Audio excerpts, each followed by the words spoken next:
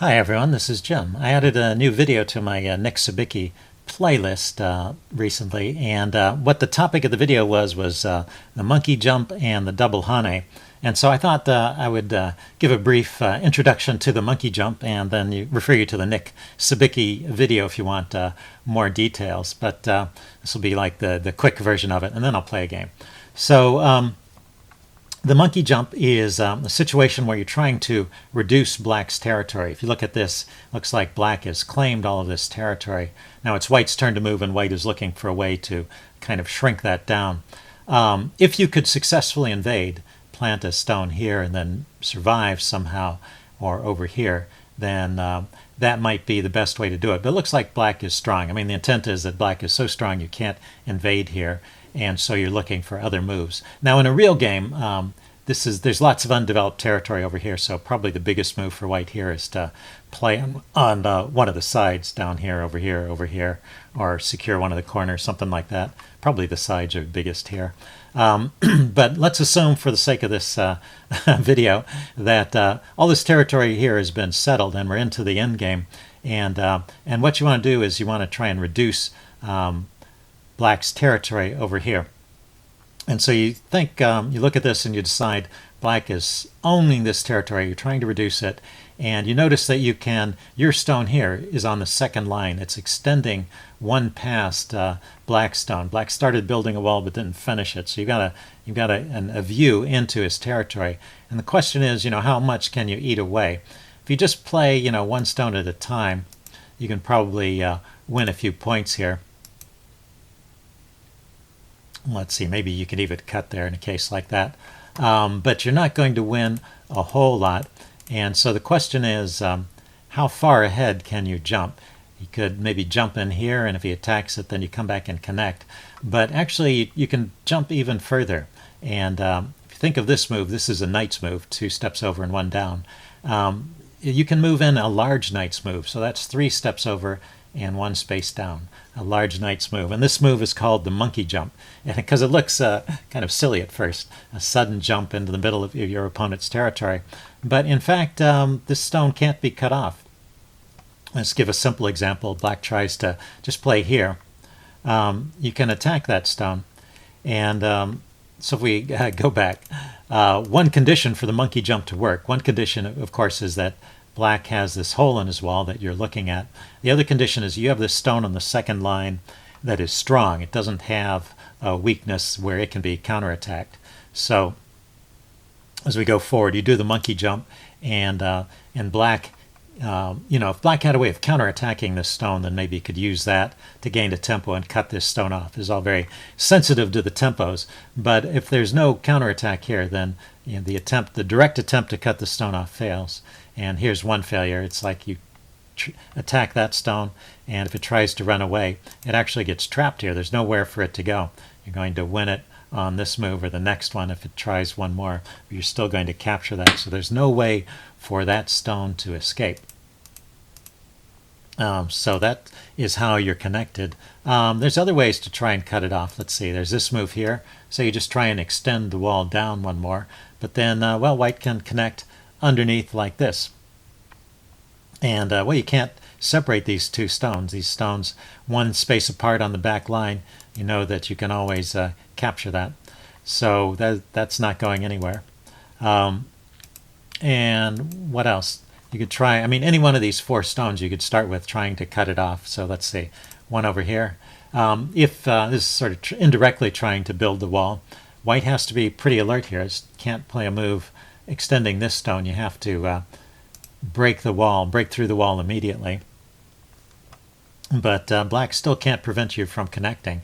Say black plays here to cut off your extension, then you get a stone here. And once again, black can continue to attack these stones, but this stone is always cut off, can always be captured, and then those stones are connected. So black can never actually win those stones. And attempts to win that actually get black into trouble. He ends up losing more space the harder he tries to capture that. So this move here, for example, trying to capture from this side, white can just extend and then black comes in here, you go here, and if black tries to capture that stone, you don't have to grab this stone right away. In fact, you can keep running because there's no you're just gobbling more territory, and anytime this group is threatened to be captured, you can capture this stone and connect that way. So black, to stop you from running, might play something like that. You can turn and run this way. And Nick goes into a long example, but the longer black keeps trying to capture this group, the more space you take away from black over here. And at the end, if this group ever gets in trouble, you just capture this stone, and now you're connected to this group, assuming there's no snapback there. So that's the monkey jump. Let's back up to this position. There's one more try here. The way to try, the correct way for black to try and cut this this stone off and prevent it from, or kind of minimize the damage it's doing, is to back off and place the stone here, just trying to prevent it from expanding further. So it's kind of like setting up a net for that stone. And the stone can extend one more step, and then you can cut it off here. And then say white just connects by placing a stone there, and black repairs the junction here so that white can't escape this way. So white is going to be able to populate that row, and black is going to have to fill in this row with his own stones to prevent white's stones from expanding and eating up more territory. So if you think about this, black imagined this territory that he had a wall here and white had a wall here, and he had all of these as part of his territory. But if we count it, that's 1, 2, 3, 4, 5, 6, 7, 8. That's 8 spaces of territory that you've won from black. You've reduced the size of his territory by 8 spaces with this single move, the monkey jump move. So pretty handy move to remember, something to think about in the end game. And the keys are having this strong stone on the second line, looking into your opponent's territory, and he doesn't have a lot of stones in here. If he already had some stones in here, maybe you could cut it off. But if it's hollow in here, which often will be because black is trying to maximize his space, then you can get away with that monkey jump. Okay, well, let's see if we can get a game here.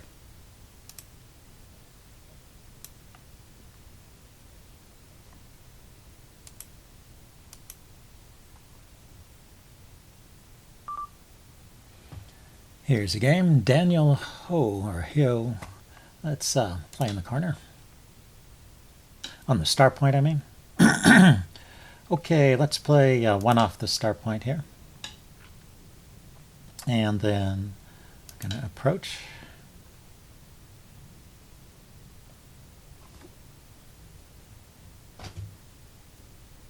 So both sides are playing pretty high, and he approaches my corner. Let's see. I want to back off here, I guess, protect that corner. He's going to invade. So this is a common pattern. He continues to invade here. I'm going to back up. Let's see, he can kind of creep around there. I want to back up and secure this corner. And maybe I should have responded there. We'll see. He gets more space in this corner this way. A lot of space. Okay, so he didn't do anything about my approach to this corner over here. So let's switch attention back here. And let's see. Okay, well, let's do the same thing. Let's extend in here and see how he responds. Yeah, so he blocks me right away. Maybe that's the better response. Okay, but it's my move. What else can I try? I could come out here and try and gain some more space on the center of the board. And,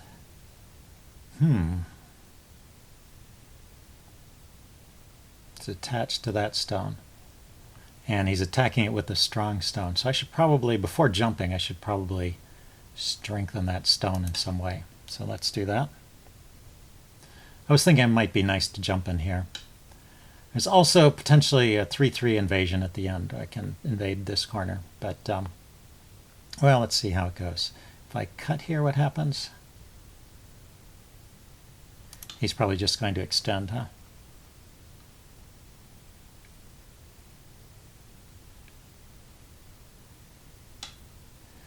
Oh, he goes that way. So maybe this stone gets cut off. We'll see. I mean, his stone is a little bit weak there too. But he can connect it.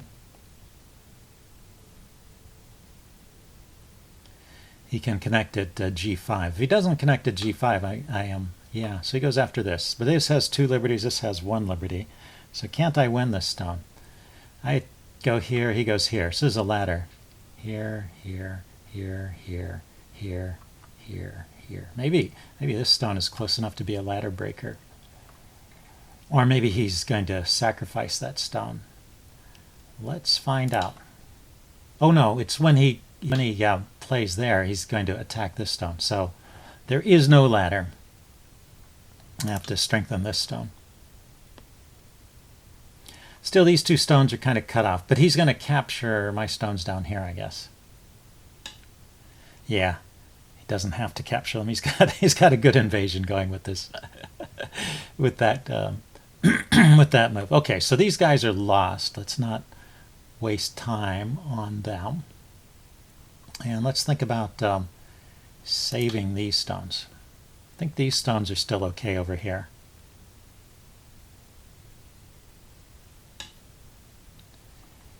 And how can he capture that group? Or maybe he's just eating up more space here. Yeah, maybe he can capture that group. Can he really cut it off? If he plays a stone in here, I place one there and capture it. But if he places a stone here, I connect. Well, I have a lot of outside liberties there. I think I'm still okay here in terms of this group not getting captured. I have these 2 stones on the outside of that group. So he played there. So he went for this. Oh, of course. If I play here, he's got the snapback. He just plays back there again and captures these 3 stones. So I can't just capture that stone. So those stones are dead. That's unfortunate.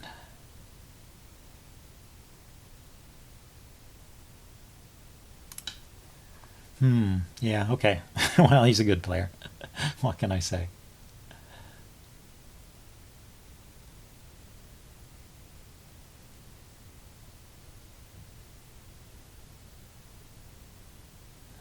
I could threaten this stone, I guess.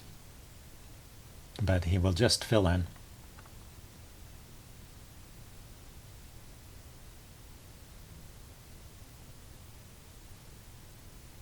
And this group is maybe you can cut this group off. If he plays in here, cuts this group off from the other stones and captures that too. That would be that would be bad for me. But I don't know if that's possible. If he can play over here, I can extend in this direction and connect. Perhaps. Well, he's going to take some time and think about it. Over there. So yeah, he's looking at that. I guess I want to hold on to those stones if I can. So let's see if he can prevent me from connecting.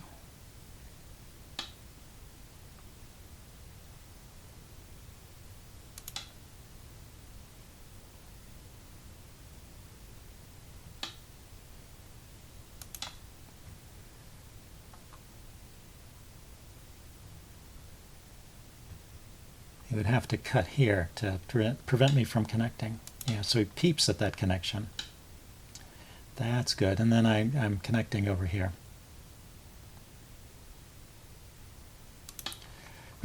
So I think those stones will survive. What I want to do is attack over here. And this threatens to rescue these stones, so he has to fill in. Okay, so that gained a tempo. Can I attack over here? He'll just go there, I guess. No, he won't. He wants to save this stone. So I go here. He plays there. Maybe I can connect and try and live over here. Let's stop the wall here. Stop the wall first, and then see. He's got lots of space over here.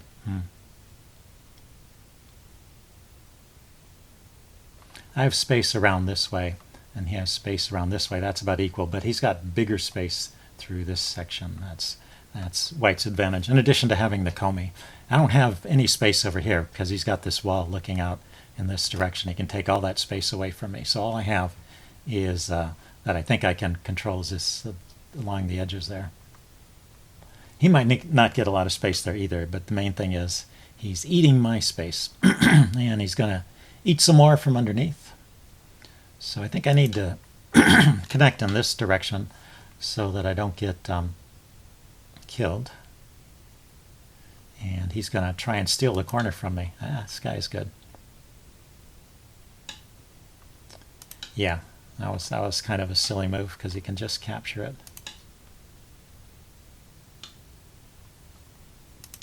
And now he lives in the corner.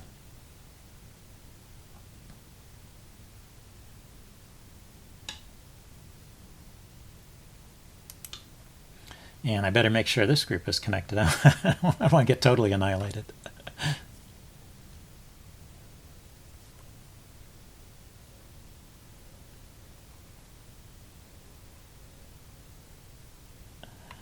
He can fill in here. He doesn't want to. He wants to try and kill me. Okay, let's connect because this group here is getting short of liberties.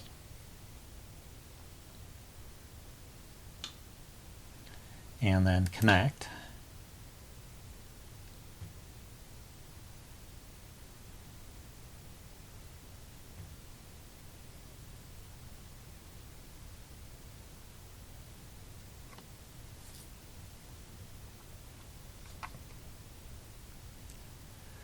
So, are there groups of his that I can attack? This is not, I mean, I'm not too well poised over here in this corner to attack anything. Attacking over here, this is the biggest open space. If I ever get a free move, I should probably go over there. I can creep in over here. Okay, so he's kind of, he's looking at that 9, connection. 8, 7, 6, 5, 4, 3, 2, 1. So going into the first overtime period, but you get 30 seconds in each overtime period. So can he really kill this group?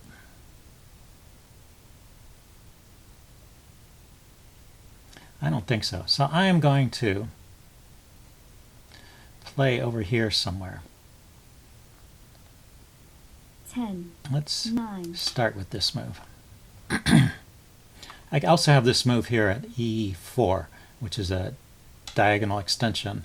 Yeah, so he blocks that. Let's play here. And go that way. Goes after that stone. So let's attack this stone. But he's going to, yeah, he's going to take that. Yeah, I don't think I have enough space to live over here. Somehow.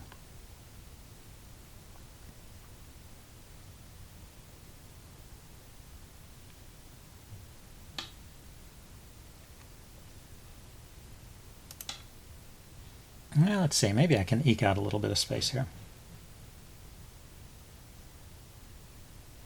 I just need a couple more moves, but he probably won't let me have them. Yeah, he's going to go for the annihilation of that group.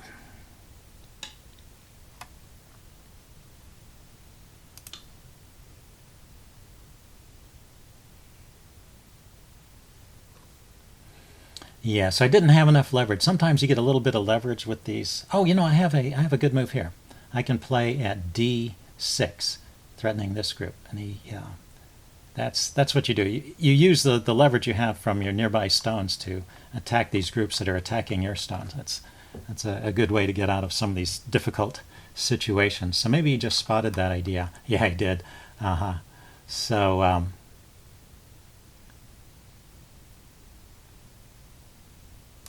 well, it bought me a tempo to extend over here one more move.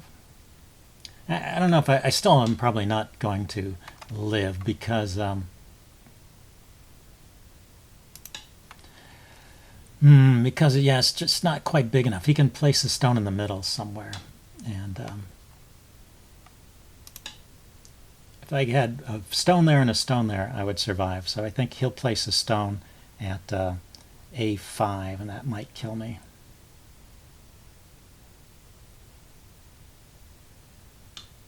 Yeah, there he goes. Well, like I said, he's good. Let's see, I can threaten this group. But that's the wrong way to do it. I needed to place that stone at D6 so at a time when he couldn't capture it. And now he fills in there.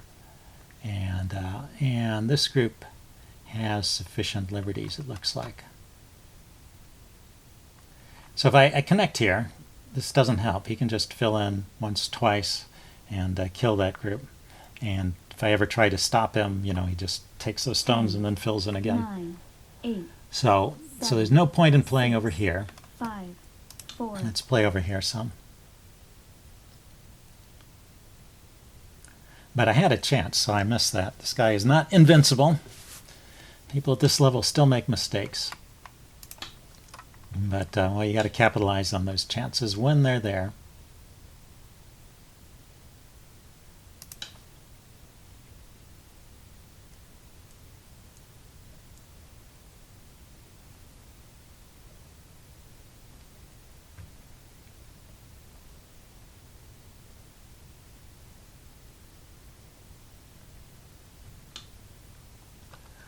Yep, so he's going to kill that guy. Here, let's take over here.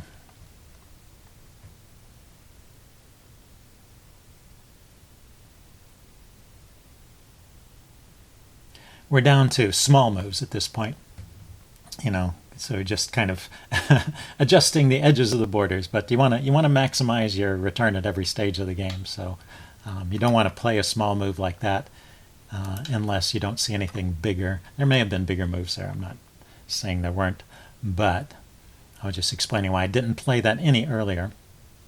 I can always place a stone at A7 or at or N7 or N6 to live here. So I think this will always be alive over here, this little group. I need to make sure this group lives, huh?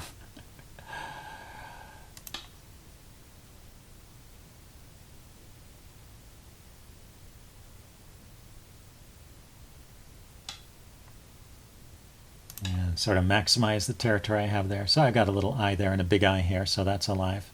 This has an eye here and an eye here. Just have to place a stone to separate them, and I have to stop this from creeping in here. I might as well do this now.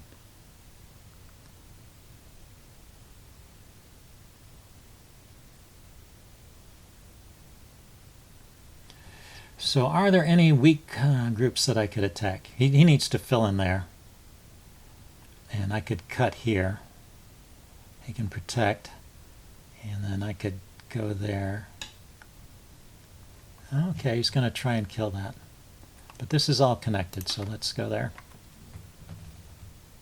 I had to play that, though. You have to. It can't be too casual. Just because you know it's connected, you have to respond. Or just because you know it's alive. It's not going to be alive unless you respond at the right time. So I think L2 is an interesting move here. It's kind of a double Atari in a way. It's attacking this stone. And then, where did he play? He played over here, yeah. So I can't save that group. I don't see any way to save it. So I think those moves are wasted.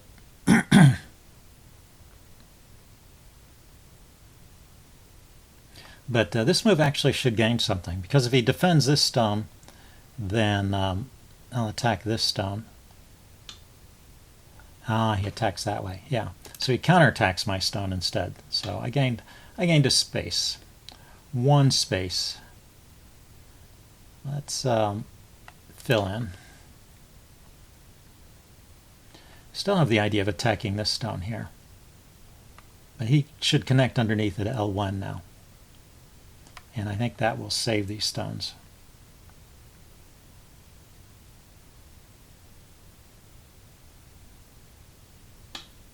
Yeah, he did that.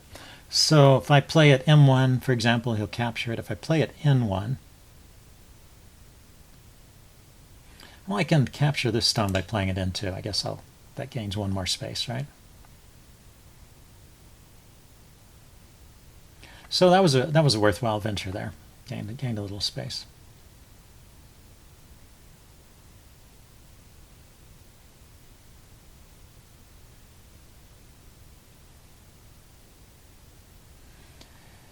And this is alive here. Okay, so he's just filling in. Let's see, I can't attack this group. He'll capture it if I attack here. He captures. So I should just fill in. He can't fill in here. I'll capture that group. He can connect. And then this point is Dame. It doesn't matter if I fill in or he fills in. It doesn't count for either side. So is there anything I can do over here? Yeah, it's a shame I don't get to save this group. It's going to be the biggest chunk of territory that White has, I think, 10, at the end of all this. 9. I can 8, extend here. 7, 6. Let's 5, see. I still have 4, several 3, overtimes. Let's let that 2, count down. 1. The countdown is distracting. Yes, I'm down to 2 overtimes now. So if I place a stone here, it's attacking this group, but he still has 2 ways to connect. If I place here, it connects there.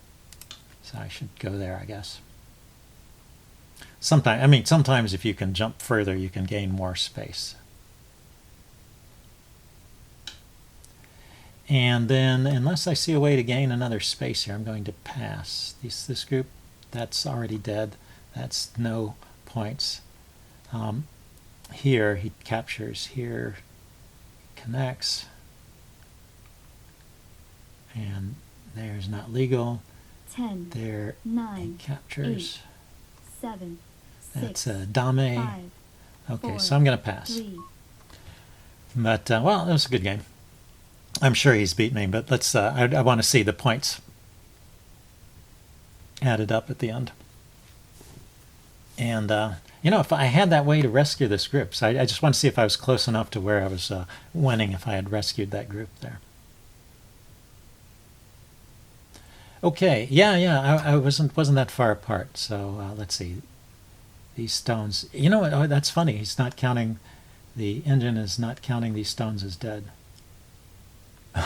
It still thinks. Here,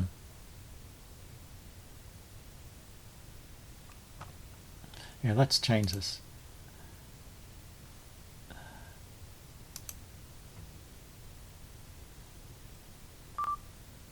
Yeah, so he won by 47 points after capturing all of those stones.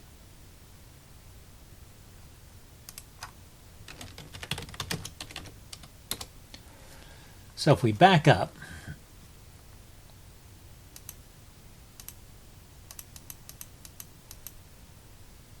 step forward, somewhere around here. Yeah, right here. So it's my turn to move. Let's pause. My turn to move.